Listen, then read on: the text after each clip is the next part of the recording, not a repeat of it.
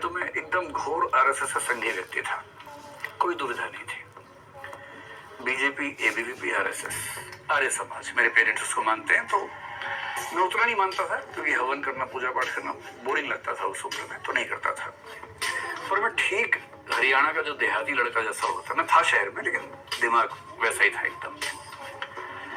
लड़कियों को लेके कुछ गलत बात बोल देना भी मुझे लगता था नॉर्मल बात है, इसमें क्या खास बात है। तो ऐसी बदतमीजी मैंने कभी नहीं की, लेकिन कोई अगर बोल रहा है मेरे आसपास या कभी मेरे मुंह से भी निकल गया तो वो नॉर्मल लगता था। ये सारा खेल हुआ पढ़ाई के साथ। जब सीरियसली पढ़ना शुरू किया,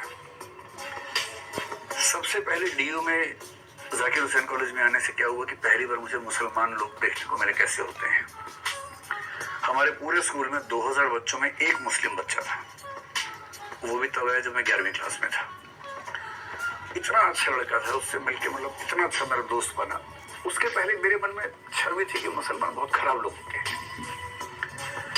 उससे मिले, मैंने कहा ऐसे होते हैं फिर तो ठीक है भाई, फिर तो कोई दिक्कत नहीं है। पूरा एक्सपोजर एक ही व्यक्ति का था। आपको आश्चर्य इसलिए हो रहा है कि आप वैसे माहौल से निकले नहीं है ना, so you become what you live around. Zakir Hussain में एक अच्छी बात यह है कि बहुत सारे मुसलमान लड़के लड़कियां दोस्त बने, और आज तक दोस्त थे, बहुत अच्छे दोस्त बने। तो गलत फहमियां तो इंटरेक्शन से खत्म होती है। जैसे ही आपका परिचय होता है तो गलत फहमियां दूर हो जाती हैं। उन्हें भी हमारे बारे में होती होंगी, हमें भी उनके बारे में होती थी।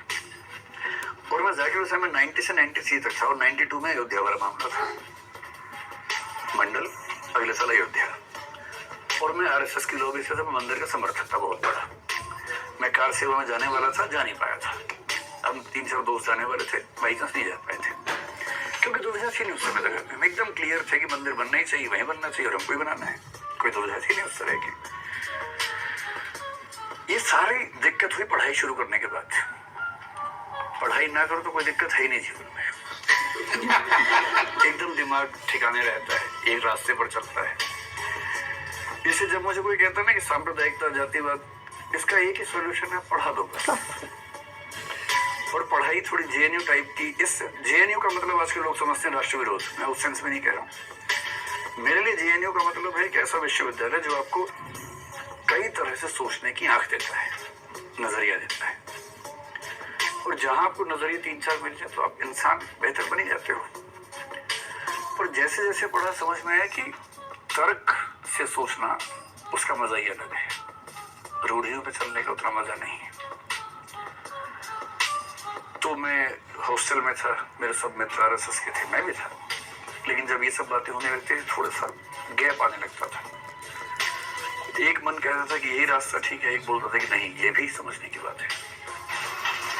लेकिन राष्ट्रवाद की परिभाषा का अंतर हो सकता है।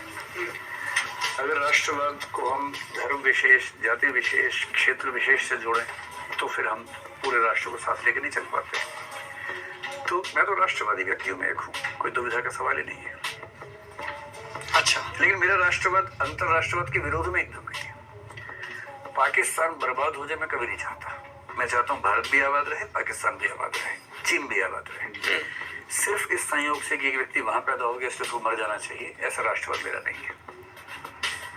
राष्ट्र है, सबके संबंध अच्छे हों, क्यों हम किसी के लिए खराब काम ना करें। अगर वहां की सेना गड़बड़ करती है तो हमारी सेना उससे लड़ेगी, सीधी सी बात है, हम अपनी सेना के साथ खड़े हैं। लेकिन मैं बिना बात के ये कामना करूं कि सारे पाकिस्तानी मर जाएं, क्यों ऐसी कामना करूं।